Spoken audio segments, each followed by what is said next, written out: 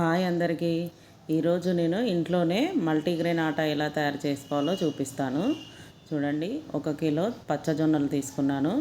ఇందులోకి అరకిలో అన్ని గోధుమలు. మీరు గోధుమలు ఎక్కువ క్వాంటిటీలో తీసుకొని జొన్నలు తక్కువ అయినా తీసుకోవచ్చు. 1 కప్పు రోల్డ్ ఓట్స్, 1 కప్పు పచ్చిశనగపప్పు, 1 కప్పు పొట్టు పెసరపప్పు, 1 కప్పు రాగులు.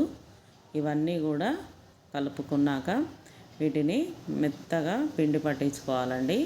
పిండి చాలా మెత్తగా పట్టించుకోవాలండి. అప్పుడే రోటీస్ మంచిగా సాఫ్ట్గా వస్తాయి, విరిగిపోకుండా వస్తాయి.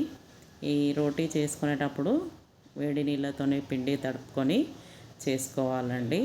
అప్పుడే రోటీ పల్చగా పగిలిపోకుండా వస్తుంది. వీటితోటి దోశలు కూడా వేసుకోవచ్చండి. టేస్ట్ చాలా బాగుంటాయి. చూడండి, ఇలా మొత్తం కలుపుకొని పిండి పట్టించుకుంటే